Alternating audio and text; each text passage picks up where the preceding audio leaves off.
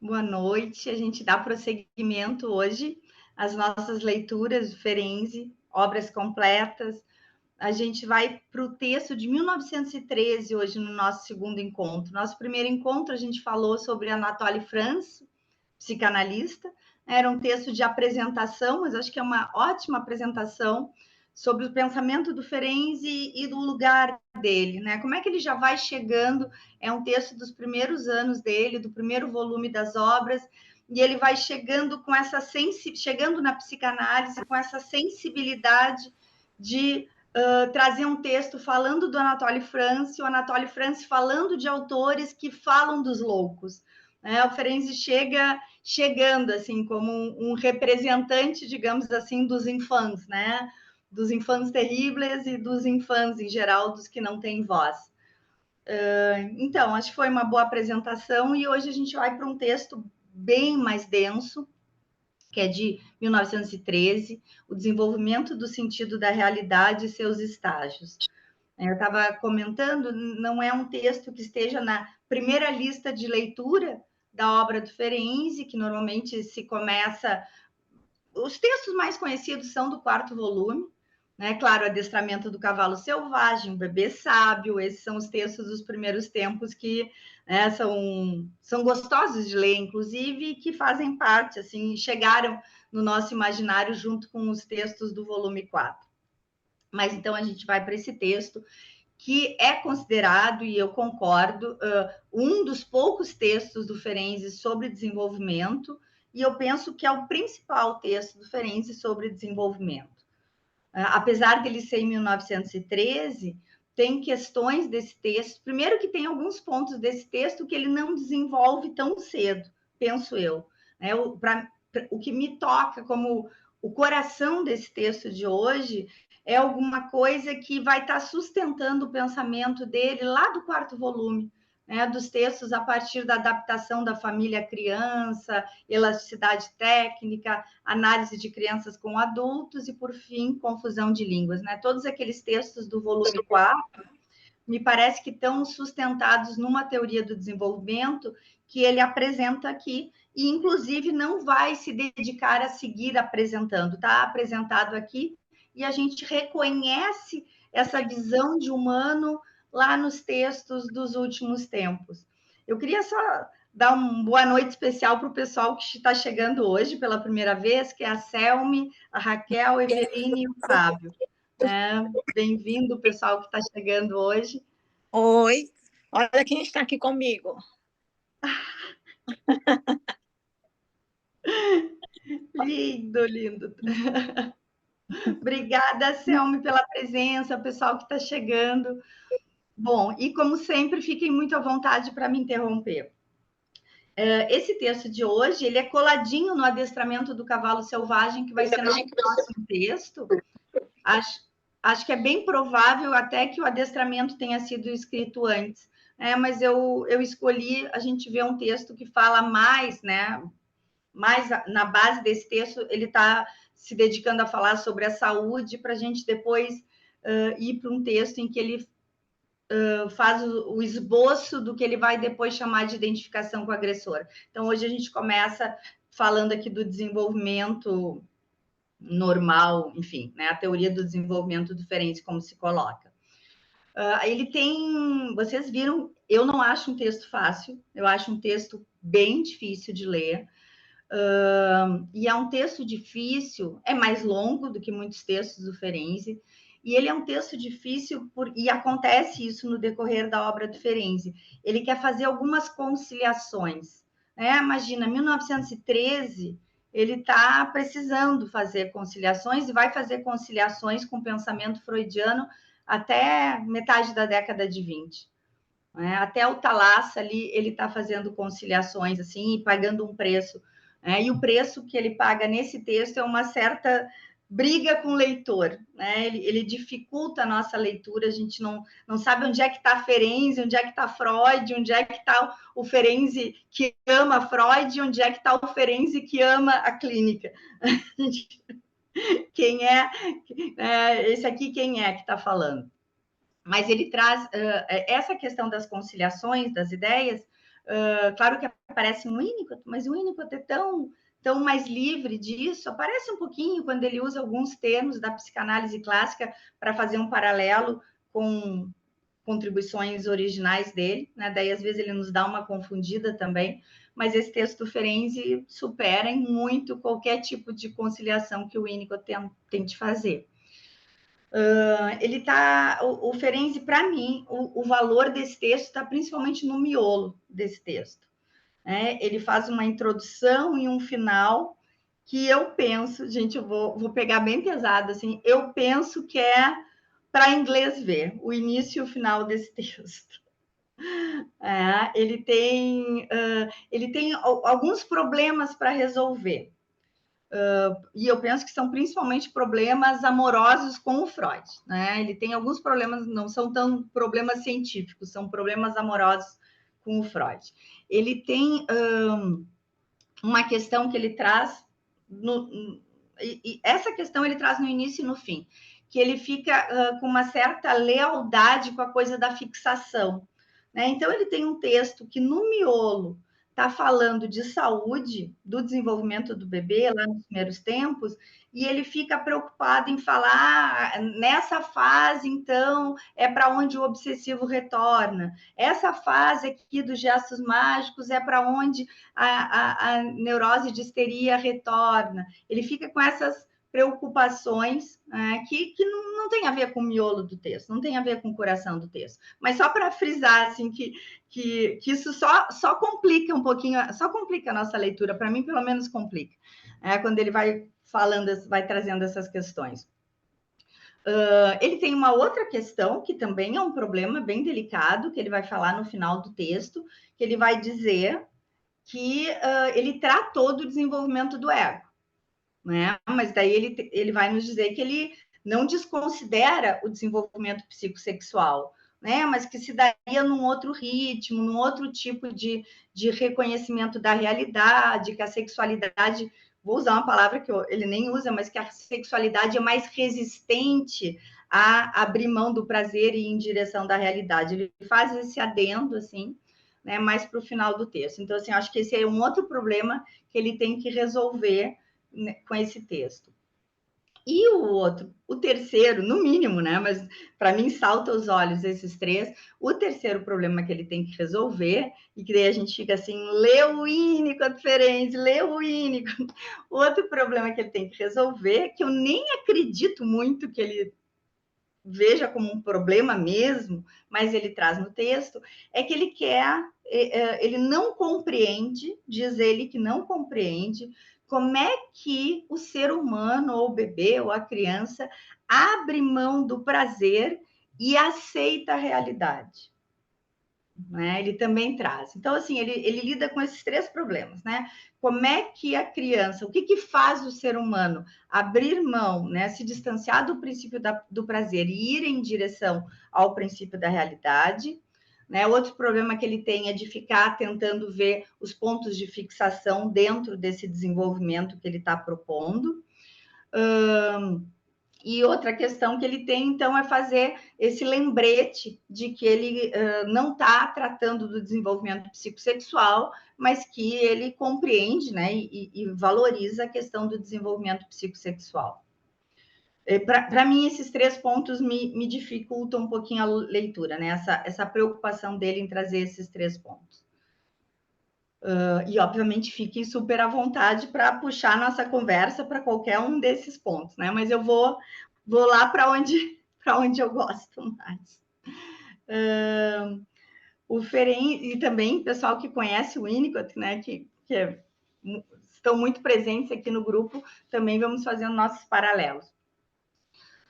O Ferenczi, então, ele está preocupado com... Ele vai dizer ali que o Freud trata entre o princípio do prazer e o princípio da realidade, que ele fala rapidamente, mas é tão bonito ali, ele vai dizer que o Freud lida com os estágios intermediários, né? Vocês viram ali que ele fala isso do Freud, lida com os estados intermediários, que seria a arte, a religião, a cultura, e ele usa essa expressão, estágios intermediários. É que o Freud lida com isso, reconhece que existe isso entre o princípio, né, circulando entre o princípio do prazer e o princípio da realidade. Então, ele reconhece isso, dá um toque winnicottiano nessa história ainda, e depois ele vai dizer o que não fica muito claro e que realmente não foi uma ocupação do Freud, é o quanto que o Freud se dedica a falar sobre as etapas percorridas até, né, no caminho do sentido da realidade. Né? E essa é a grande contribuição desse texto, para mim, a grande contribuição desse texto do Ferenczi, é essa preocupação minuciosa, mas eu acho que não deixa de ser bonita, ritmada, né? Apesar de ter esse cuidado minucioso, é uma apresentação ritmada, bonita, dessa caminhada em direção à realidade. Eu sempre achei muito bonita a expressão sentido da realidade, né? E eu sempre achei muito bonito e demorei muito para me dar conta, até porque o Natureza Humana é um livro do Winnicott que eu leio meio correndo, assim, meio para procurar alguma coisa, que o Winnicott usa essa expressão sentido da realidade, né? Principalmente no Natureza Humana. E eu sempre achei incrível esse título do Ferenczi, Desenvolvimento do Sentido da Realidade e seus Estágios, porque a expressão sentido da realidade eu acho que traz muito do que o Ferenczi quer falar aqui e muito do que o Winnicott fala, né? A questão, muito mais do que princípio da realidade, é a conquista do sentido da realidade, né? O senso de realidade, né? O que para mim me parece que inclui justamente a subjetividade. Né? Quando a gente fala em princípio da realidade, me parece que não está tão incluído aí a ideia do subjetivo que constitui o sentido da realidade, né? Da ilusão que favorece, né, ou que oportuniza que a desilusão, né, possa acontecer.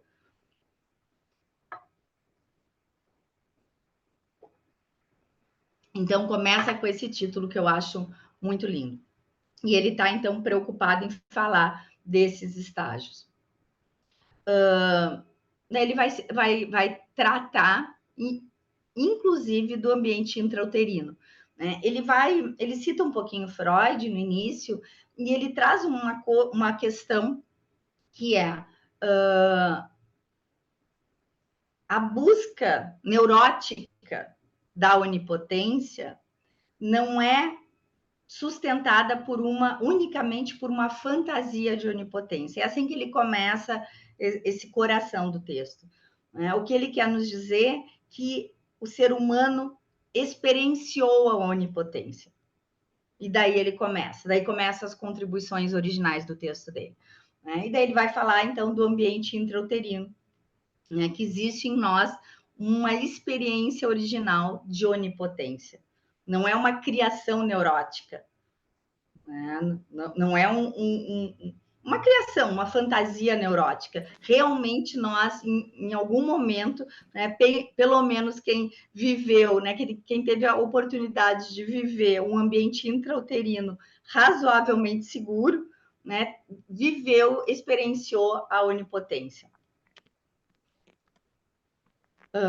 Então, ele começa falando, né, do ambiente intrauterino e depois ele vai deslizando, né, para algo que é incrível, que ele vai falar para nós que intuitivamente os adultos percebem, né, ou reconhecem a sua responsabilidade de organizar o mundo para receber o bebê da forma mais próxima possível do ambiente intrauterino.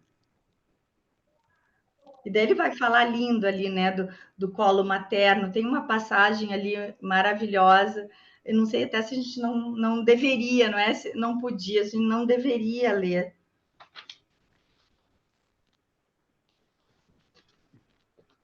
Eu vou ler aqui para a gente não perder muito tempo, eu mesmo vou ler. As pessoas que cuidam da criança compreendem instintivamente esse desejo e assim que manifesta seu desprazer com choro e agitação, colocam-na em condições que se aproximam o mais possível da situação intrauterina. põe na fundo do corpo tépito da mãe, ou envolvem-na em cobertores e edredons quentes e macios, com o objetivo manifesto de lhe dar a ilusão da cálida proteção materna. Protegem seus olhos dos estímulos luminosos, ou os ouvidos dos ruídos, a fim de permitir-lhe continuar desfrutando da ausência de excitações próprias do estado fetal. Ou então reproduzem as estimulações suaves e monótonas de que a criança não está isenta nem mesmo no útero. Balanço quando a mãe se desloca, sons cardíacos maternos, ruídos abafados, filtrando-se do exterior até ao interior do corpo. Os adultos embalam-na e cantam-lhe cantigas de ninar, de ritmo monótono. Isso ele traz em 1913, é muito lindo, né? Isso depois, claro, que o Winnicott vai falar, principalmente quando o Winnicott se dedica a falar da fase de dependência absoluta, essa super adaptação, esse cuidado dos adultos que intuitivamente mesmo, né, vão organizando o mundo e se ocupando de organizar o mundo o mais próximo possível e, claro, dependendo da possibilidade desses adultos de oferecerem essa dedicação às crianças também. Né? Algumas crianças têm mais sorte, outras têm grande azar. Mas, enfim, né? Adultos que estão disponíveis tendem a organizar o mundo dessa forma. Pode falar, Marlon? Oi, Luísa, boa noite, tudo Boa bem? noite. Uma dúvida, assim, quando a gente estuda o Winnicott, a gente sabe que muito da teoria dele vem da experiência como pediatra, né? Então, de todas as observações que ele fez enquanto bebê, dos bebês. E eu fiquei curioso, tu tem alguma ideia de como que isso surge na vida de Ferenczi, como que ele desenvolve, então, esse olhar e essas compreensões, né? Como tu mesmo pontuou, assim, numa época em que isso seria algo tão peculiar. Uhum. Marlon, é uma ótima pergunta, né? Porque, enfim, ele era o filho meio do meio, assim, de vários filhos. Né? Ele não teve filhos, né? Mas eu acho que ele tinha algo de sensível muito forte, assim, de infã, né? Acho que ele mantém a relação com o infantil dele a vida inteira, mas também não sabemos como e por quê. Por que ele não desenvolveu uma defesa enrijecida justamente pela ameaça de fragilidade ou por essa vulnerabilidade, mas não temos, assim como a gente tem para o Winnicott, não temos em relação a Ferenczi a origem disso. Enfim, essa disposição que a gente sabe é dessa enorme disposição a cuidar. Né? Que ele, lá no final da vida, ele vai dizer para o Freud, quando o Freud chama ele para assumir a presidência da IPA, o Freud tentando ainda trazer ele para o grupo e para a teoria mais clássica, e ele diz para o Freud, entrei num caminho que não tem mais volta. E é isso, o Ferenczi estava num caminho que, na verdade, não tinha intersecção com muitos dos autores e, no fim da vida, nem mesmo com Freud. Pode falar, Jonathan? Oi, Luiz e demais, boa noite. Boa Eu queria noite. só fazer uma pergunta para você, na esteira do que você está dizendo sobre o Ferenc aí, a sensibilidade dele, e você supõe que tem alguma, não sei, você poderia dizer ferida narcísica, alguma coisa, algum desamparo infantil, e eu fico me perguntando, porque eu vejo isso com frequência, vejo em escritores, vejo em poetas, vejo em pessoas que eu conheço, vejo talvez um pouco na minha própria história, que essa sensibilidade que a pessoa carrega para a vida dela e isso atravessa as relações dela, se ela vai para a clínica, isso atravessa a clínica também, e aí você desenvolve pontos de vista escritos e coisas maravilhosas como o Ferenc desenvolveu, normalmente está ligado com o sofrimento, e com sofrimento primário. né? Você acha que isso procede, que é por aí mesmo, que as pessoas que foram tocadas de uma maneira precoce, elas tendem a desenvolver essa sensibilidade ao longo da vida e sublimar isso naquilo que elas vão realizar no mundo? Jonathan, isso sim, a gente tem relato do Ferenczi que ele teria sido abusado por uma babá, e uma relação queixosa dele com a mãe, enfim, né, uma mãe que a princípio seria uma mulher muito fria, mas enfim, permanece nele no decorrer da vida uma queixa em relação à falta de calor materno, justamente o que ele está falando aqui do colo materno. Enfim, isso sim, isso tem relato. E a gente sabe que o Winnicott tem também, né, a famosa poesia de que ele tentava alegrar e trazer a mãe da morte.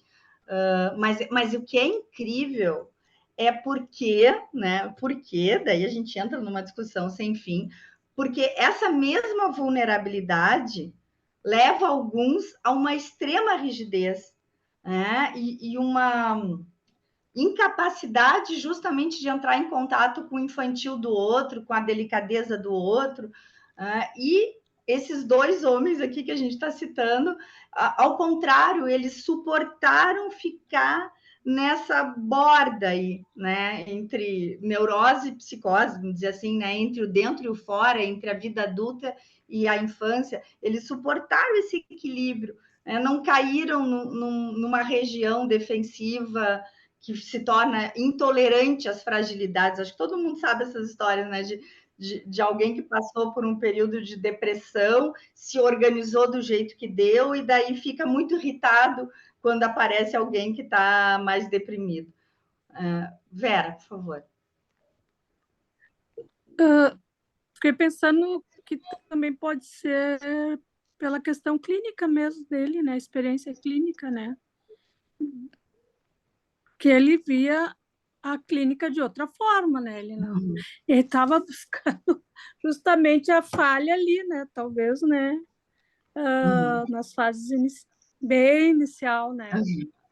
E ele não estava atrás a pista dele não era a questão da sexualidade, né? Era a questão do sustentar, né? Sim. Sim, sem dúvida, Vera. Acho que acho que tem um trabalho meu que eu brinco assim, que eu falei agora, o Ferenczi, lá depois de 25, 24, ele ficou numa encruzilhada entre o amor pelo Freud e o amor pela clínica, né? Entre o amor pelo Freud e o amor pelos pacientes, né? Ele ficou nessa encrenca ali a partir de 24, 25, porque ele tinha essa relação com os pacientes de empatia, de proximidade e uma disposição muito grande ao cuidado e à cura, né? A cura no sentido da responsabilidade do terapeuta e do analista, né? De assumir a responsabilidade em relação ao sofrimento do outro e não perder de vista a necessidade do outro, né? Que daí também envolve muito do que o Winnicott pensa, né? Aquela ideia da psicanálise para desenvolver as potencialidades, né? A pessoa já é saudável e daí vai fazer um alargamento da consciência. Esse é o tipo de coisa que não sei quem de vocês ouviu isso, mas eu ouvia muito, né? Só faz psicanálise quem pode, né? Enfim, é o tipo da coisa que para esses autores não faz sentido. Eles querem falar, se dispõem a enfrentar, não é falar, a entrar, a ficar frente a frente com o sofrimento humano efetivamente. E na medida do possível eles alargam a possibilidade, né, ampliam o oferecimento da psicanálise ou da clínica deles, que seja psicoterápica, para que mais e mais pessoas possam ter esse acesso, sempre no sentido psicoterápico, né? Muito importante, tem o sentido psicoterápico da psicanálise, e não a ampliação da consciência e a visão de mundo pela visão de mundo.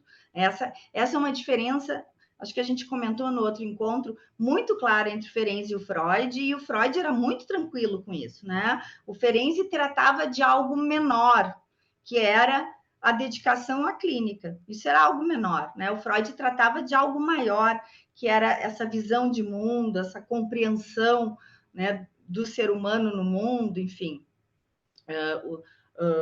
o psiquismo, os mecanismos, enfim, Freud lidava com isso, com a investigação, né, com a questão investigativa, e o Ferenczi com a questão psicoterápica. Bom, o Ferenczi segue, então, ele vai trazer que esse período inicial, né, intrauterino, ele propõe que a gente chame de período de onipotência incondicional. Então, seria o período 1, como eu estava falando antes, onde ele acena que efetivamente nós vivemos a experiência de onipotência. Não é uma criação neurótica, nós vivemos. E depois, segundo momento, ele vai chamar de período de onipotência alucinatória mágica. Seria bem melhor se fosse ilusória, né? Porque existe efetivamente um mundo real que está se adaptando. Então, não é uma alucinação, é uma ilusão de que o bebê mantém a sensação, a oportunidade de manter a sensação de continuidade, né, do ambiente intrauterino para o ambiente extrauterino, né? Manter essa continuidade. Depois ele entra num terceiro momento, no que ele vai chamar, então, de período da onipotência por gestos e pensamentos, de gestos mágicos, já estava me antecipando, né? Por gestos mágicos. Esses períodos iniciais, talvez um pedaço do período dos gestos mágicos, ele vai dizer que é o período de introjeção. E daí é um conceito incrível do Ferenczi, que é o conceito de introjeção.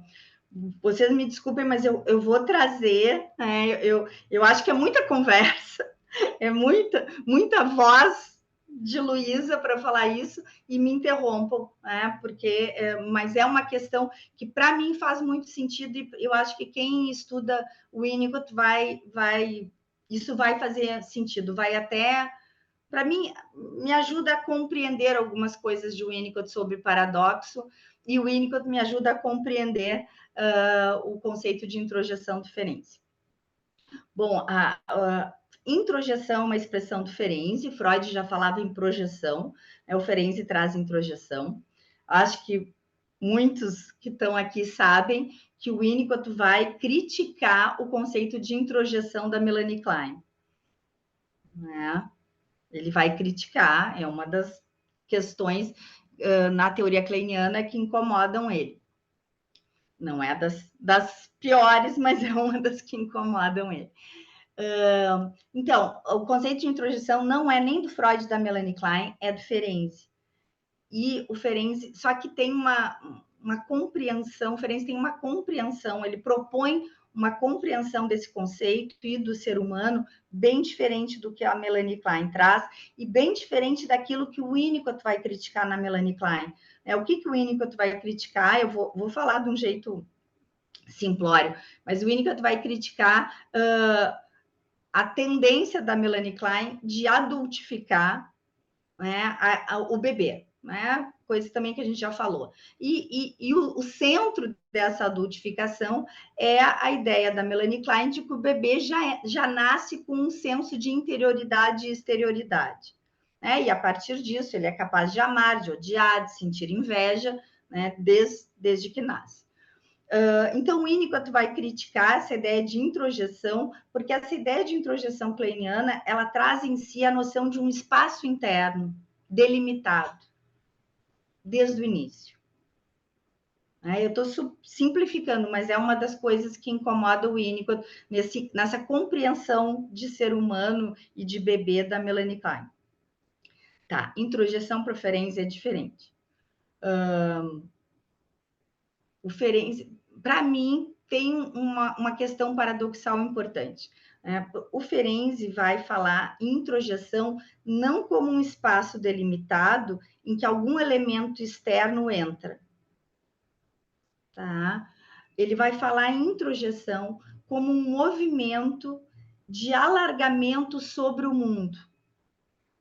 Então, justamente aí que eu acho que tem alguma coisa paradoxal. Justamente a não delimitação do bebê faz ele se expandir sobre o ambiente, e por isso a importância que esse ambiente seja o mais monótono possível, né? Daí tem aqueles desenhos do Winnicott também, da invasão, da retração do bebê.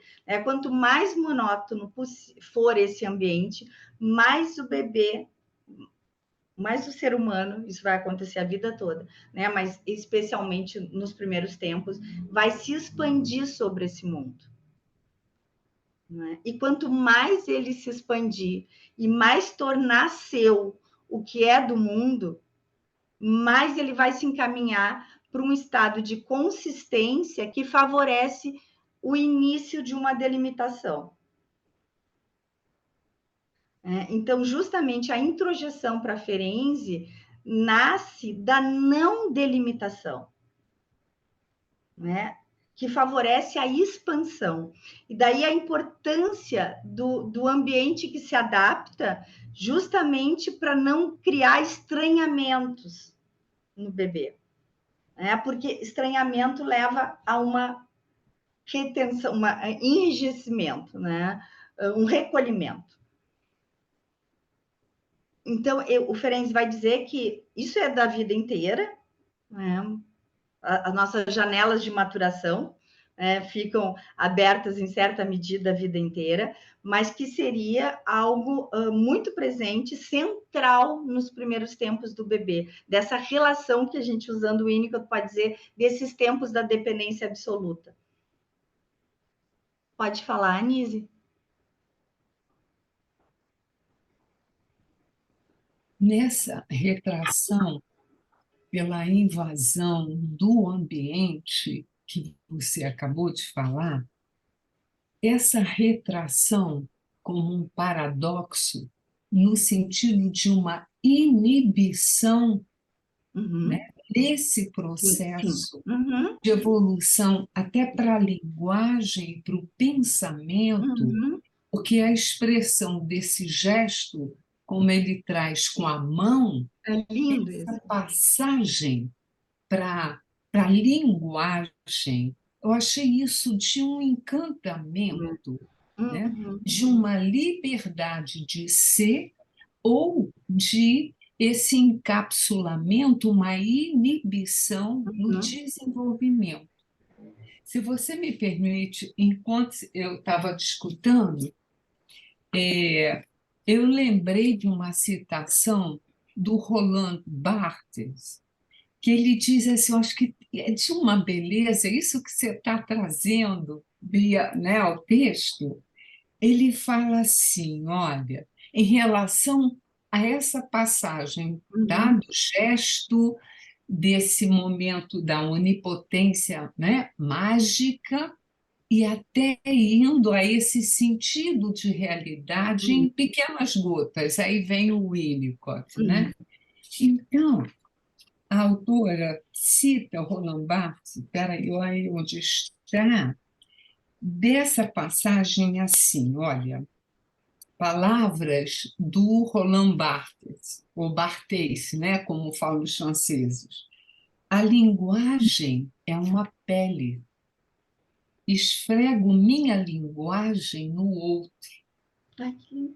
É como se eu tivesse palavras em vez de dedos, ou dedos na ponta das palavras. Ai, que lindo, Nise! Não é? Acho que é essa passagem, esse paradoxo tão necessário, não é? Mas como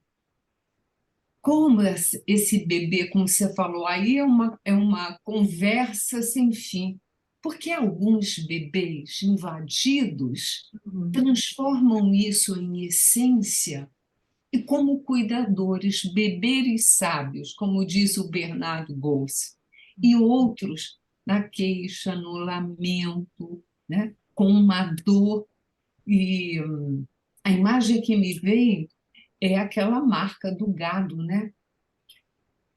E fica ali esse trauma aí precisando ser ressignificado, né? E outros aí vão, enfim, era isso aí. Obrigada, Anise. Que linda citação, né? Uma relação linda mesmo com o que o Ferenczi vai trazendo. Bom, então, eu acho muito bacana essa visão, essa proposta do Ferenczi em relação à introjeção, porque isso, considerado como alguma coisa que vai estar em nós a vida inteira, né? Essa disposição à permeabilidade, como diz o Winnicott, a disposição ao contato, é aonde, para esse autor, vai morar a psicanálise. É partindo da ideia de que essas janelas nunca se fecham, que a disposição, a capacidade de introjeção, de se expandir sobre o mundo, nunca chega na marca zero, sempre é possível. E daí, voltando para o que eu estava comentando antes, a gente até pode pensar, então, inevitavelmente a gente pensa que quanto mais não impositiva a presença do outro, quanto mais acolhedora, receptiva, mais favorece a retomada, digamos assim, dessa expansão sobre o mundo, né? Que é o modelo de clínica desses dois autores. Que não é a clínica da ruptura, da interpretação que rompe, né? É a clínica da continuidade, para favorecer, vamos dizer assim, o descongelamento e a volta da possibilidade de expansão sobre um mundo que se mostra confiável. Fomos lá, né? Fui lá para a clínica e voltei. Bom, o terceiro momento, que é dos gestos mágicos, que a Anise estava trazendo lindamente, Nise, a gente vai pensando, então, que o bebê, tudo vai correndo bem, né? O ambiente, intuitivamente, os adultos intuitivamente mantêm uma organização, né? E atuam, agem sobre o ambiente para que o ambiente seja o mais próximo possível do ambiente intrauterino, enquanto isso é necessário. E daí a gente tem que usar o Winnicott aqui um pouquinho emprestado, que é a ideia, então, o que está acontecendo com esse bebê? Ele está amadurecendo enquanto isso acontece, né? O mundo está dando tempo para ele, né? O mundo está oferecendo tempo para ele, e ele está amadurecendo. E as necessidades estão mais complexas, mas as condições de lidar com as necessidades também estão amadurecendo e estão se tornando mais complexas também. Eu acho que essa coisinha winnicottiana talvez tenha faltado um pouquinho para Ferenczi, e ele segue perguntando, mas por que o bebê abandona o princípio do prazer e vai em direção ao princípio da realidade? Porque esse é o nosso continuidade do ser, é para onde a gente vai, em direção ao sentido da realidade. Então, o bebê está amadurecendo enquanto o mundo está dando tempo para ele amadurecer, quando tudo corre bem. Ele vai ampliando o seu repertório, vai ampliando suas necessidades e desejos, como diz Ferenczi, que é uma outra questão importante, né? Essa mistura que o Ferenczi faz, e os autores vão fazer, e fazem ainda, o Winnicott tenta limpar esse terreno, mas é um terreno meio confuso. Então, as necessidades vão se ampliar, vão ficar mais complexas, mas o repertório para lidar com essas necessidades e trilhar o caminho da independência também vai se enriquecendo. Então, ele chega na questão dos gestos mágicos, né? Que é o bebê com um domínio motor muito maior, com modulações do choro que não tinha antes, né? Agindo mais sobre o mundo, né? O bebê com esse repertório para agir sobre o mundo. Até a gente pode fazer aqui um adendo em relação à questão da comunicação, que eu acho bem, bem bacana de pensar, usando aqui Ferenczi e claro, né? Impossível não pensar em Winnicott também, da gente pensar que aqui é onde o esboço da possibilidade de comunicação com esse bebê que tem agora um repertório de choro, de gestos, possibilidades musculares, neurológicas, emocionais que vão se ampliando, e a gente pode pensar assim, tá, o que acontece, então? O bebê começa a se comunicar, né, e isso é um passeio assim que eu gosto de fazer. O bebê começa a se comunicar, ou a gente pode pensar que o bebê começa a ter mais repertório mediante as suas necessidades, consegue, né, ter repertório mesmo, perceber necessidades diferentes, né, assim, sutilmente, e ter reações físicas diferentes, né, inclusive o choro. E se ele tem alguém atento, essa pessoa atenta começa a perceber que um choro diz respeito a algo, né, um movimento motor diz respeito a um outro algo, e penso eu que daí sim a gente pode falar que é o início de uma comunicação, só porque alguém estava atento. E a repetição desse cuidado diante da reação do bebê começa a estabelecer entre esses dois uma comunicação. E é tão lindo isso que o Ferenczi diz, nos primeiros tempos, os gestos são mágicos. Né? Vamos fazer essa viagem assim, pensar num bebê que está com esse desenvolvimento motor se amplificando e daqui a pouco ele próprio começa, em algum nível, a saber, a sentir que um gesto ou um choro leva ao atendimento de uma necessidade. Né? Ele segue, é um pensamento todo mais complexo, mais rico, mas ele segue sendo mágico, né? Ele segue sendo independente. Esse bebê segue se vendo independente, né? Capaz de criar aquilo que atende às suas necessidades. Olha que passagem, que delicadeza, e como diz o Winnicott, isso vai e volta, vai e volta. O bebê vivendo essa experiência de que ele é mágico e que os gestos dele são mágicos. E claro que tudo isso a gente leva para a vida toda. Resquícios disso, lúdicos, vamos dizer assim, ou sintomáticos, né? Que o Ferenczi faz aquela ida assim, para falar de neurose obsessiva e de histeria, mas também, em termos lúdicos, a gente leva essa magia com a gente a vida inteira. Então, dá para pensar que nesse período de gestos mágicos, que é o período, então, em que o bebê já tem um amadurecimento interessante, muscular, neurológico, enfim, né, emocional, mas ainda não tem uma percepção mais nítida ou mais constante de que alguém cuida dele. É esse período, vamos dizer assim, da passagem de uma extrema preponderância da introjeção para o que o Ferenczi vai reconhecer como o início do período de projeção. Nada disso é puro. No primeiro tempo, ele não vê projeção, né? Efetivamente, ele concebe esse bebê chegando ao mundo com essa capacidade introjetiva de fazer dele o que é do ambiente, né? De tornar dele o que é do ambiente. Mas, enfim, né? Nesse período dos gestos mágicos, como é que a gente pode dizer que é a fronteira da dependência absoluta para a dependência relativa do Winnicott? O bebê começa, então, a ter a capacidade projetiva, né? E experimentar o mundo de uma forma animista, né?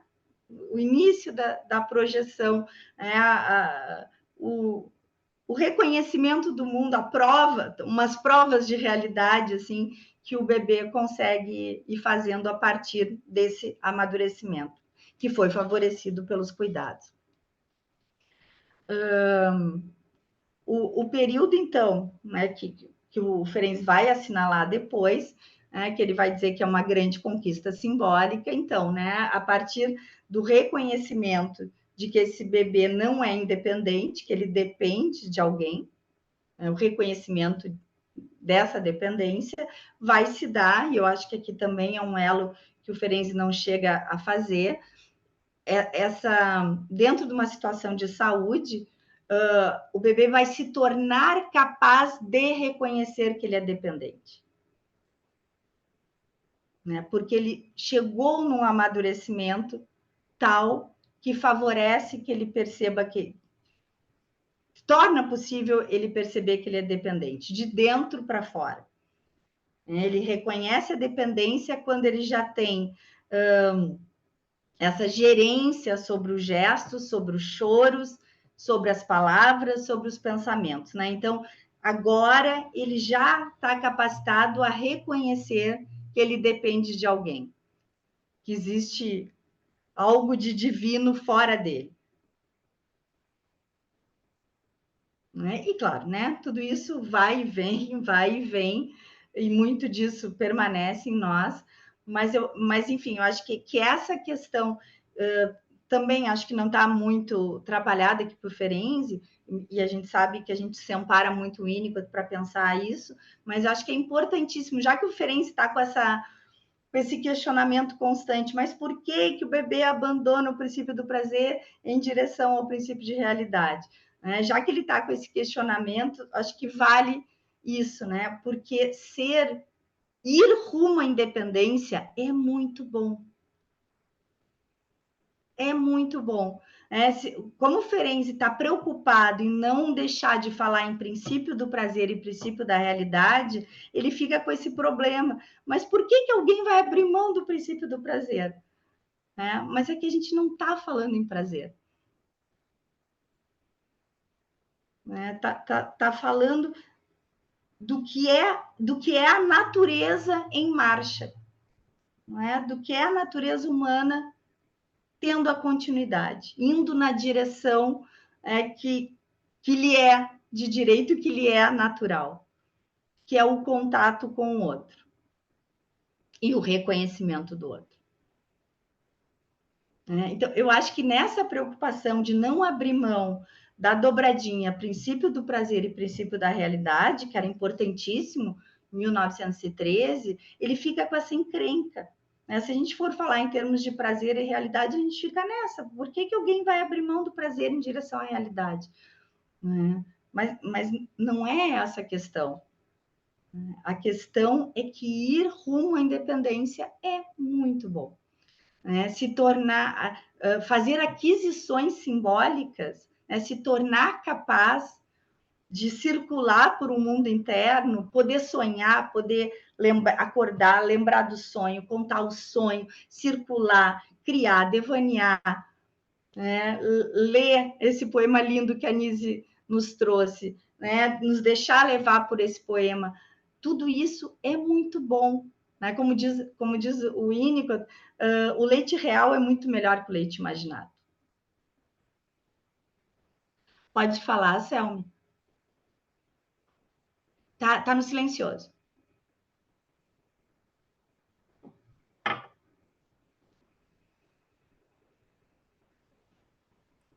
Eu queria pedir desculpa, porque antes eu estava falando, é porque eu estou aprendendo a assistir pelo celular, porque não dá tempo de chegar em casa.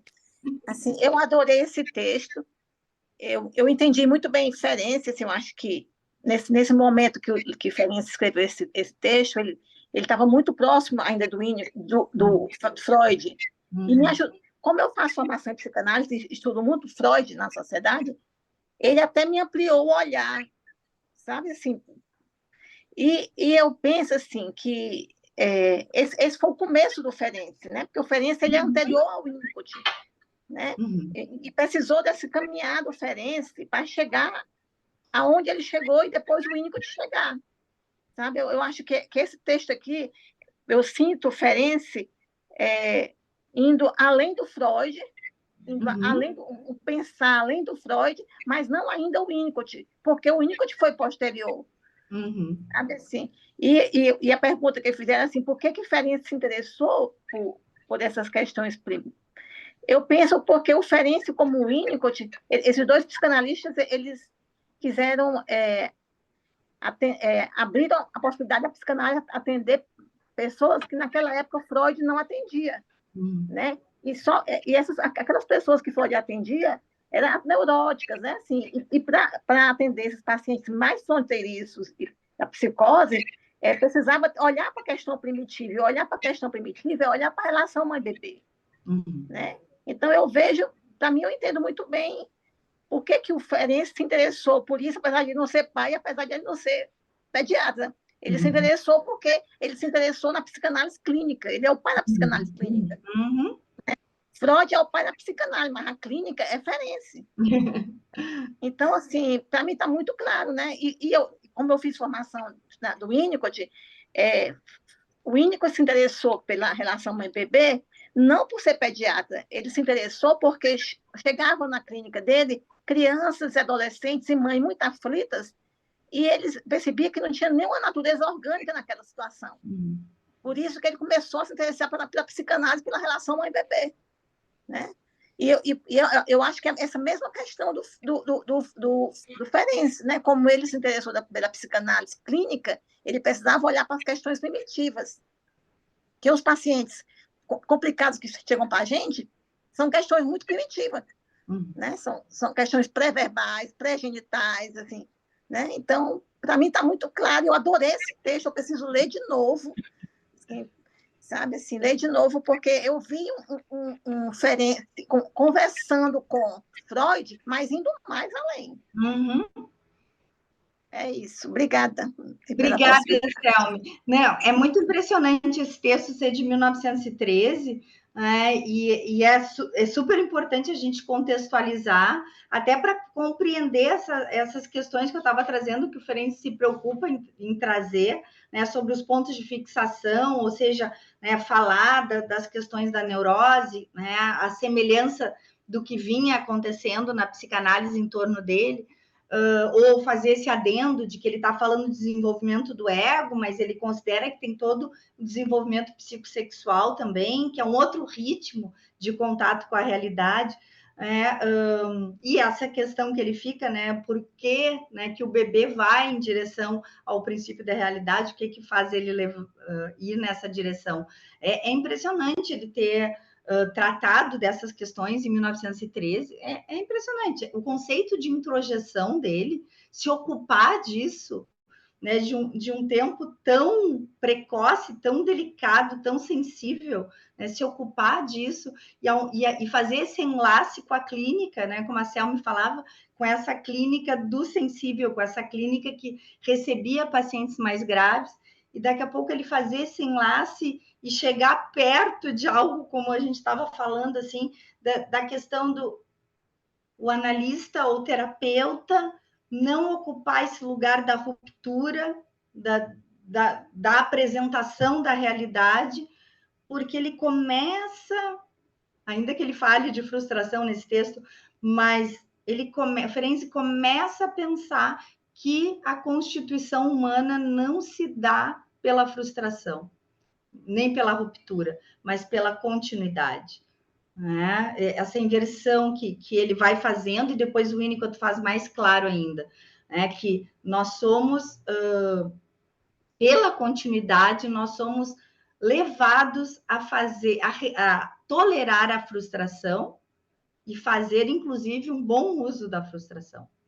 Né? Mas isso é quando a gente chega lá, né? Quando já tivermos, né? Quando a frustração começa a se chamar frustração, porque antes disso é falha, né? A frustração pode ser chamada de frustração quando já existe alguém para ser frustrado, pegando carona no Winnicott de novo, né? Quando já existe um espaço interno, né? Uma delimitação que nunca é completa, né? Mas já existe alguém para ser frustrado. Então, né, a partir disso, essa certa inversão que o Winnicott vai fazer, e que eu penso que no coração desse texto Ferenczi já está fazendo, que a continuidade, o simples sustentado, leva à possibilidade do complexo. A continuidade nos leva à possibilidade de que as rupturas sejam algo interessante. A partir de uma continuidade, de uma confiança estabelecida em si e no mundo. E daí, de novo, a questão, né? O sentido da realidade.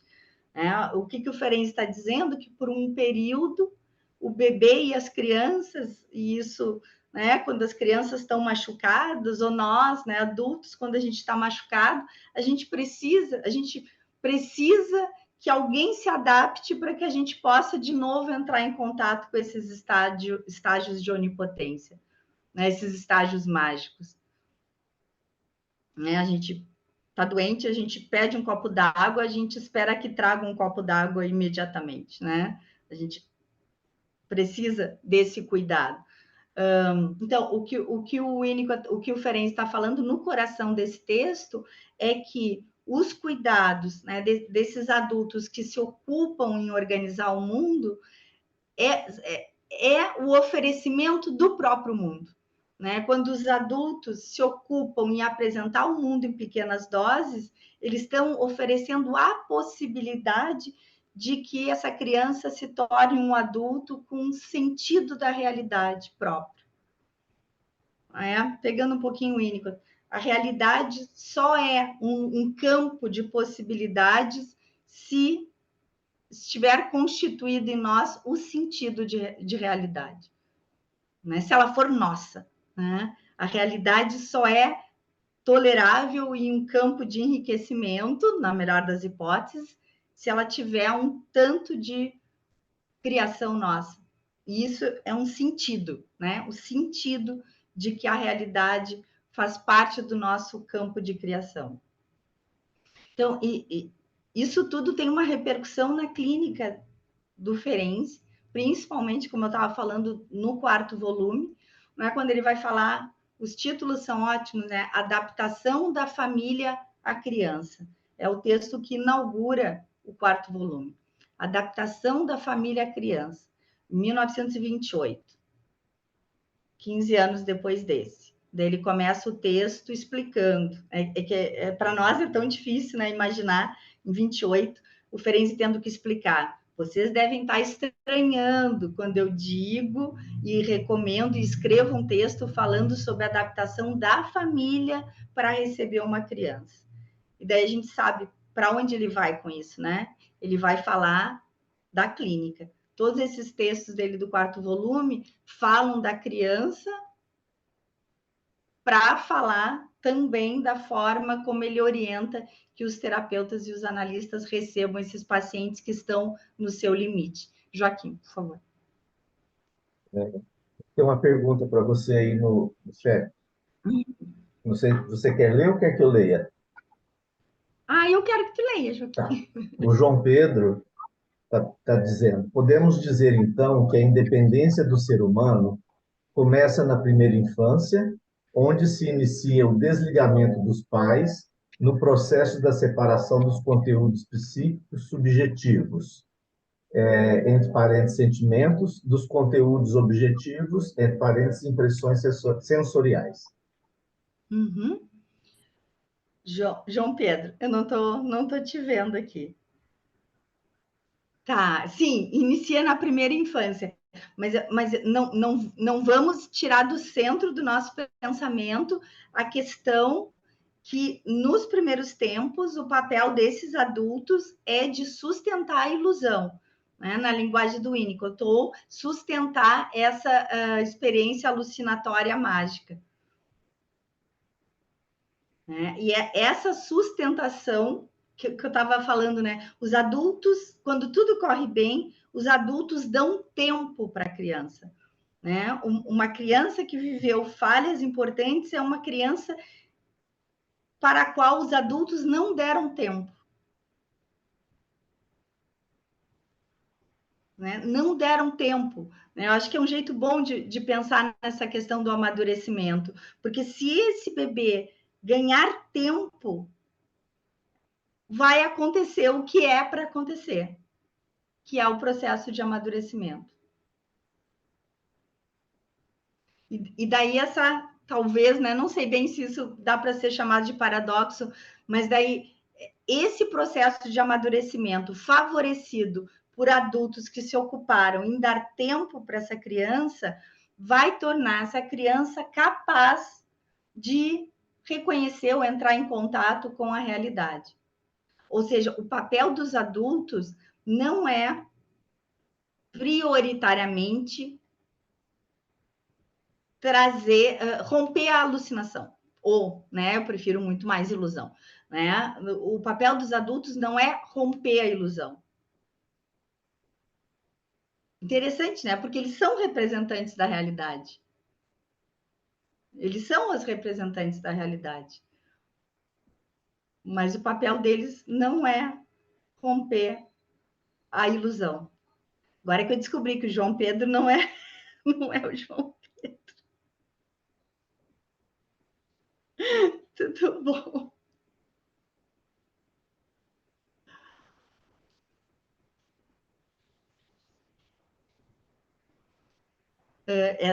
Essa questão da pode falar, Nísio, essa questão da introjeção, ela é linda, né? É linda,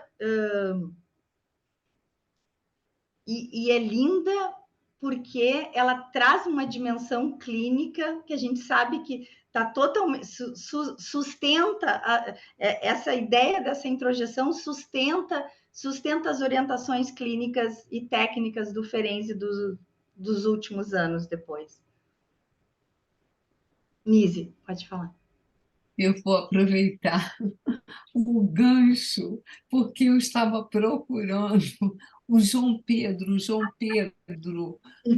Então, passava por cima do nome, que o João Pedro, né, era o gênero para João Pedro. Então, aproveitando esse gancho, viu, João Pedro? Nessa passagem, né, do amadurecimento da criança, e se tem um ambiente amorosamente, né, que não vai, que dar tempo, né, para esse processo também de descoberta. Aí vem o que você estava falando, nessa passagem também do pensamento mágico para esse momento da linguagem, o pensamento animista.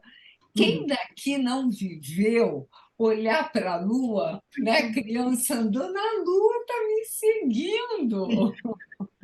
Então, nesse aspecto, o quanto também, dependendo do acolhimento amoroso ou um acolhimento retaliativo, o quanto a criança, nessa passagem do gesto mágico para a linguagem, esse pensamento anímico, como também para a criança, como é que eu posso dizer? Se ela, no momento também, que a criança é muito intensamente, é concreto, os sentimentos aí, né? Foi a pergunta que o João Pedro carinhosamente viu, colega, falando, então, dessa, né, da questão da subjetividade, incluído como sentimentos e conteúdos objetivos. Então, o sentimento, às vezes, no momento da criança da raiva, ou no momento mesmo, né, desse desenvolvimento bem edípico, por exemplo, o quanto também fica tão concreto quando ocorre algo no ambiente que vai ao encontro de uma fantasia ou de um pensamento da criança. Sim. Então, tal como a Lua está seguindo, e se ocorre algo. E a imagem que me ocorreu quando eu li o que você escreveu, João Pedro, veio aquele brinquedo nos parques infantis. Quem não foi, né? Tinha um medo, mas queria ir no trem fantasma. E aí materializa o medo, né? Então, nessa expansão, pode ter também, agora, Luiz, eu esqueci a palavra que você falou, que eu falei como uma inibição, né? Porque é como juntar-se, né? Pensei e aconteceu na criança, né? Sim, a delicadeza da infância, né? Tá aí essa delicadeza, porque faz parte da nossa natureza humana o alto nível de dependência que nós temos, né?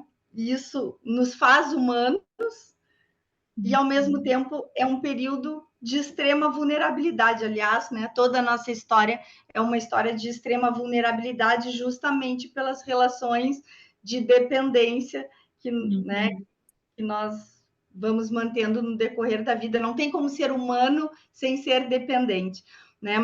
Mas também, voltando para a questão do papel dos pais nesse processo de independência, daí, de novo, assim, eu lembro do Winnicott, que a gente pode dizer, não só baseado em Winnicott, baseado nesse texto de hoje, que a independência está contida nessa dependência. Né? Como o Winnicott vai nos dizer, nós temos uma moralidade inata, né? Que ele fala isso, acho que é para chocar, né? Ou seja, nós temos em nós, né, faz parte da nossa natureza a nossa tendência a reconhecer o outro separado. E, ao reconhecer o outro separado, a respeitarmos o outro. Né? Ou seja, né, voltando para o nosso tema, dentro da dependência está contida a nossa tendência a ir rumo à independência. Joaquim queria falar? Não queria falar? Isso que a Nise estava trazendo, daí vem um tema importantíssimo, né, que é a questão da ruptura precoce dessa ilusão ou dessa onipotência primária, né, muitos autores reconhecem e chamam assim, ou dessa alucinação mágica, a ruptura precoce disso, ou seja, quando esse bebê não encontrou adultos que dessem tempo para ele, né, ele não foi presenteado com o tempo, né? Que é o maior presente que o ambiente pode dar para uma criança, é dar tempo, porque o resto acontece de dentro para fora. Quando uma criança não foi presenteada com esse tempo, com essa sustentação, e a realidade invadiu, né? Inviabilizou esse processo de relaxamento, de amplificação sobre o mundo, a gente pode falar, também é um jeito muito simples de falar, mas eu vou falar só porque tem muitos autores que tratam disso, e eu acho que fica bem com a leitura do Ferenczi, que é o desenvolvimento de uma onipotência secundária ou defensiva. Né? Se estabelece, então, diante como uma forma de lidar com essa invasão da realidade e uma sobreadaptação para cuidar dos adultos, digamos assim, existe um preço que se paga, que muitas vezes são sintomas constituídos por uma... Acho que todos os sintomas são constituídos pela onipotência secundária. Qualquer sintoma, eu acho que é constituído por uma tentativa de recuperação de uma onipotência precocemente perdida. Oi, pode falar. Eu vou perguntar o teu nome, me desculpa. Ai, desculpa, gente, é porque eu estou aprendendo ainda a mexer com a tecnologia. É Patrícia, e eu estou usando o computador do meu filho. É por isso. Então, eu fiquei pensando, quando eu fiz essa questão, porque dentro do serviço de acolhimento, onde a gente trabalha com crianças, né, em processo de adoção, a gente vê muito essa questão desse atraso, dessa adaptação, né, e o tanto que o ambiente, quando ele é acolhedor, ele produz uma transformação, inclusive na linguagem da criança, né? É como se, quando ela chegasse, independente da idade que ela chega em uma família afetiva, ela regride no primeiro momento, e depois ela começa a fazer esse processo de independência, inclusive na linguagem, né? Então, e o tanto que às vezes é difícil para a gente trabalhar com as famílias que são as famílias adotivas nesse processo, porque fazê-las entender que, por exemplo, uma criança de 10 anos regride a sua fase de 5, 3 anos, né, para depois ela maturar o seu desenvolvimento quando ela sente segurança. Porque se ela não sente segurança, é como se ela ficasse estagnada naquela fase, né? E aí não conseguimos fazer com que exista esse vínculo nessa família, né? E aí, muitas das vezes, acontecem os processos de devolução, que também não são muito divulgados pelos tribunais. Então, tanto que é importante, esse texto foi muito importante para mim nesse processo, até para ter subsídio para esse tipo de trabalho, né? Porque quando o Ferenc fala, né, desse processo e da importância desse útero, né, ele ser como se fosse um útero materno ali, né, e paterno, ele transmitir essa segurança para que esse processo ele seja de uma forma mais delicada, né, assim, mais cuidadosa. Uhum. Ai, Patrícia, que bacana isso que tu trouxe. Enfim, acho que o Ferenc tem uma dimensão de uso social em políticas públicas impressionante. E tu conseguiu pensar bom, é a tua realidade, é o teu dia a dia, pelo jeito, né? E que bom que tu fez essa relação. Maravilhoso, assim, a importância desse trabalho de saber e poder sustentar essas famílias, né, nesse processo de regressão, de ingratidão. Daí quem me conhece sabe que eu adoro uma frase do Winnicott em relação às crianças evacuadas na Segunda Guerra, quando elas começam a voltar para casa. E o Winnicott diz: vocês pensam que elas vão voltar felizes e gratas? E eu acho que isso é um pouquinho em relação à adoção, acontece isso. Os adultos acreditam que as crianças vão chegar felizes e gratas. Que lindo trabalho, Patrícia. Obrigada por ter tocado nesse tema. Selmi? Eu gostei da fala da Patrícia, e quero ver depois. Eu acompanho uma criança desde 3 anos. Ela completa 6 anos agora, segunda-feira, e ela está na fila da adoção. E aí, certamente eu vou entrar em contato com você para você me dar um subsídio aí, porque eu vou acompanhar essa passagem dela do abrigo para a nova família. Então, eu achei muito bom te escutar, porque também me fez pensar nisso, que eu não tinha pensado nisso ainda. Né? E certamente vou precisar de conversar contigo no particular depois, tá bom? Que bacana, Selmi. Sim, só para assinalar o que a Patrícia já falou e que é muito importante, e tem uma dimensão na clínica psicoterápica também, que é o momento, diante de um sinal de possível confiança, confiabilidade, o relaxamento, que a gente pode chamar de regressão, de incômodo, a criança sentindo uma esperança de estar num ambiente que tem potencialmente uma possibilidade de confiabilidade, um certo relaxamento e um certo ser criança, né? Poder ser criança. Como é que o Ferenc diz isso, que eu vou falar, mas vocês já ouviram o Winnicott falando, né? A irresponsabilidade que lhe é de direito. Né? A criança podendo, então, viver a irresponsabilidade ou ser o incômodo que lhe é de direito, né? Que as crianças têm o direito de ser um incômodo. Pode falar, Vera? Eu queria te perguntar, assim, perguntar para vocês. Eu ainda tomei no útero, assim, logo nascendo, assim, pensando nisso, assim, pensando em tudo, nos pacientes, tudo. Aí eu fiquei assim, será que eu, percebendo depois que tu trazendo, né, os comentários do texto, que o meu entender é que a criança sabe o que ela precisa, não da maneira racional, claro, né? Mas ele fala de alguma tendência inata, porque assim, se tudo corresse bem, tudo iria bem. E é tão doloroso saber das falhas, né? Que a gente sabe que as coisas são traumatizadas aí, desde todas essas onipotências. Eu fiquei pensando aí que hoje assim a gente vê bebê com tablet, né? Assim, olha, se os pais já estão oferecendo, né?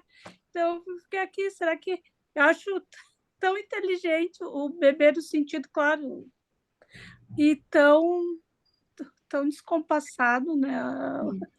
E daí eu fiquei me perguntando se tem alguma coisa que ele fala sobre algo inato, assim, eu vou usar esse termo, né? Uhum. Sobre essa capacidade, né? Uhum. De ir em direção ao amadurecimento e ao contato Sim. com o mundo. Ele não chega a falar nos termos como o Winnicott fala. Talvez a forma mais próxima disso esteja nesse texto mesmo. Como eu falei, ele é um dos poucos textos em que ele fala de desenvolvimento de uma forma mais original, mais ferenziana, digamos assim. E depois isso fica acomodado e só vai aparecer de novo como sustentação das ideias dele do quarto volume. Então, assim, essa ideia winnicottiana de que o bebê é extremamente dependente e extremamente independente, isso não aparece em Ferenczi, assim, com essa clareza, assim, não aparece. Que eu me lembre, assim, não aparece. Até no final do texto, o Ferenczi diz uma coisa bem complicada, né? Que parece que ele quer fazer um fechamento, enfim, mais conciliatório mesmo. Deixa eu ver aqui, mais no final eu marquei. Você pode dizer a página, Luísa, por gentileza? Não, eu até ia ler, Nise, só não achei aqui. Que ele vai falar sobre... Ai, como é que é a expressão que ele usa? Desculpa, gente, eu tá...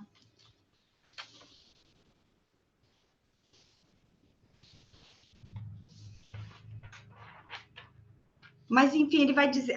bem isso que a Vera tá falando.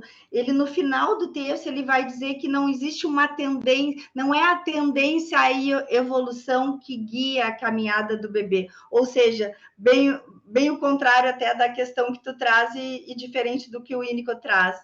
Né? Ele vai, de novo, no final do texto, falar de que o bebê vai se encaminhando a partir, então, de um contrato do que vale mais a pena. Ser frustrado e manter a possibilidade de relação com o outro, né? Ele diz essa expressão, se não me engano, essa expressão, não é a caminhada do bebê não se dá por uma tendência à evolução. E esse parágrafo eu acho uma pena depois dele ter falado tudo que ele falou ali no coração do texto. E outra coisa que eu estava pensando também, né, a partir do que a Anise falou, e daí eu trouxe a questão da onipotência secundária, o processo defensivo, reativo, né, quando existe uma interrupção dessa ilusão precocemente ou dessa onipotência primária. Eu me lembrei, hoje até estava lendo o texto e pensando no filme Cria Cuervos, né? Tem vários outros, né?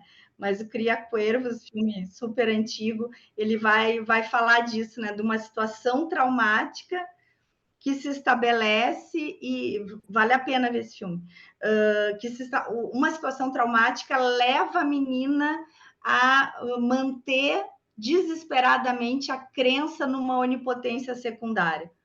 Né? É uma história muito bonita. Teve uma época, assim, na faculdade de psicologia que a gente trabalhava a partir desse filme. Alguém lembra desse filme? Lembra, Paulo? Um filme espanhol. Sim, eu lembro, Luísa. É do Carlos Saura, ele, muito Isso, bom. do Carlos Saura. Aliás, ele tem ótimos filmes. A Geraldine Chaplin, né? Isso, ela sempre trabalha com ele, ele adorava, né? Trabalhar com o Geraldine. É um filme muito bonito, assim, né? Desse movimento secundário a partir, assim, do enrijecimento de um sintoma, de se apegar a uma onipotência secundária, né? Enfim, para conseguir passar por aquele período doloroso. Dá vontade de falar do filme, mas não... Quem puder assistir. Só um trailerzinho, assim. O filme se passa todo em preto e branco, né? E depois, quando, vamos dizer assim, quando essa menina retoma o curso em direção ao sentido de realidade, o filme fica colorido. E a música é linda também. Nossa, a música é linda. A música é maravilhosa. Né? Volta e meia eu me lembro da música. É muito linda a música.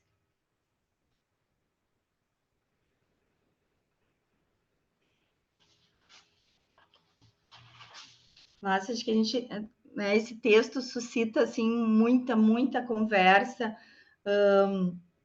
De qualquer forma, a gente está chegando no final, mas de qualquer forma, as questões clínicas, né, e técnicas, né, o sentido clínico e técnico que esse texto nos aponta, isso vai ser muito nosso assunto. Né? Quando a gente estiver lá falando dos textos do quarto volume, a gente vai lembrar do que o Ferenczi traz sobre introjeção, sobre esses períodos iniciais, da necessidade do ambiente, né? Ele vai chamar os adultos se adaptarem para apresentar e para organizar o mundo de uma forma que não interrompa, né? Que o mundo não se apresente de forma que interrompa essa chegada do bebê, esse trânsito do bebê do ambiente intrauterino para o extrauterino.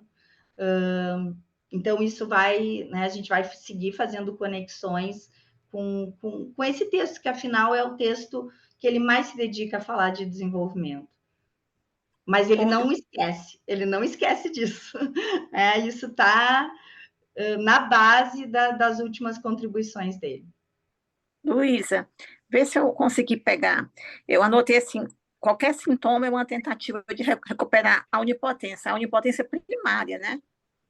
Sim, o sintoma é uma manifestação de uma onipotência que a gente pode chamar de reativa, como o Winnicott chamaria, mas é sempre uma tentativa de recompor algo que foi perdido precocemente. Né? E aí, esse sujeito vive uma onipotência secundária? Sim, vamos pensar assim, que os sintomas são manifestação de uma onipotência, são uma construção secundária, né? Uma tentativa de resgate. Né? Se a gente for pensar os sintomas obsessivos, o delírio, né? Os sintomas mais graves, delírio, alucinação, controle do outro nos transtornos de personalidade, né? Dominar o outro, né? São sempre, eu vou falar aqui atuações, mas sem necessariamente uma carga negativíssima, né? Mas os sintomas são atuações, atos que têm em si uma tentativa de retorno, né? Se a gente for se basear nessas ideias do Ferenczi e outros autores também, né? Uma tentativa de retorno a um tempo que foi arrancado, né? Beleza. Obrigada. Retorno. Nosso próximo texto, então, o adestramento, ele é, como eu comentei, ele é desse mesmo ano, provavelmente um pouquinho antes. Pode falar, Joaquim. Eu estou com uma pergunta na cabeça desde o início da aula. Aliás, desde que eu li o texto, né? Eu não conhecia o texto, não tinha lido. Mas quando eu li, eu fiquei com a sensação de que o Winnicott tinha lido esse texto. E aí a minha pergunta é essa: você acha que o Winnicott leu esse texto? Joaquim, acho que não. Acho que o Winnicott teve contato com os últimos textos do Ferenczi ali, que ele cita, né? Eu acho que não, porque esse texto, quando teve a retomada do Ferenczi, demorou para a gente ouvir falar nesse texto também. Ele é um texto um pouquinho esquecido, assim. Eu acho que não, mas é incrível, né? É incrível falar do que penso eu é a contribuição central do Winnicott, que é a dependência absoluta, que é difícil de falar, né? O Winnicott tem um dom estético assim, impressionante, porque ele vai nos passando a sensação, mas é muito difícil a gente falar sobre esse tempo da infância, né? Sem fala. E o Ferenczi fala disso também, Ferenc é muito feliz em falar do ambiente intrauterino, né? Quando ele, né, para nos guiar nessa compreensão dessa passagem e da delicadeza dessa chegada ao mundo do bebê. É incrível. Também tenho essa sensação. Muito. Daí o Ferenc falou aqui da luminosidade, dos ruídos, do calor do corpo. Eu gosto muito quando o Winnicott fala da questão da gravidade, acho que também muita gente já me ouviu falando isso, né? Da força da gravidade, o colo acolhedor e seguro, né? O colo seguro, ele é uma tentativa de manutenção da experiência de não gravidade do bebê no útero. É lindo, e o Ferenc diz tudo isso aqui. Agora, não sei como é que ele fala isso em 1903. Não sei. E agora vocês vão ver o adestramento cavalo selvagem. Quem não conhece ainda, é impressionante, né? Enfim, foi um ano iluminado, diferente. Mas só assim para... Eu estava antes falando, né, da coragem do Ferenc escrever esse texto, ainda que ele fica, né, fazendo algumas conciliações, porque é um texto muito original, muito, muito original. Só ele se dedicar a falar do desenvolvimento do ego e depois dar um adendo ali sobre o desenvolvimento psicossexual é uma extrema coragem. E só lembrando, né, em 1912 é a ruptura do Freud com Jung, né? E o tema da ruptura é Jung resistir à ideia de que a libido diz respeito a uma questão sexual, né? Que o Jung, também com uma clínica de pacientes esquizoides, esquizofrênicos, insiste na ideia da energia vital, né? Que não cabe na ideia de energia sexual a compreensão do ser humano, da pluralidade, né, do ser humano. E esse é um enrosco, entre outros, né? Não conheço o Jung, mas é um dos nós da relação do Jung com o Freud, em 12. E eu sei um pouquinho disso porque nas cartas entre o Ferenczi e o Freud, em 11, 12, eles estão falando do Jung. Eles estão falando da resistência do Jung a pensar na teoria da libido, e daqui a pouco o Ferenc escreve esse texto. Impressionante. Pessoal, muito obrigada. Eu tô aqui à vontade, se alguém quiser trazer alguma questão mais. Muito obrigada pelas contribuições. Como sempre, fiquem à vontade para falar no WhatsApp. O pessoal que viu só a gravação do nosso primeiro encontro, ou quem vai poder participar, ver só essa gravação desse segundo encontro, se quiserem manter contato no grupo ou direto comigo sobre o que a gente conversou, fiquem bem à vontade.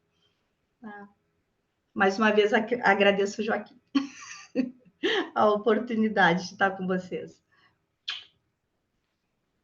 Eu que agradeço. Obrigado a todos. Né? Boa noite. Boa noite. Boa noite. Boa noite, obrigada. Boa noite. Obrigada pelas participações. Patrícia, agora tu está com o teu nome ali. Tchau, boa noite. Tchau.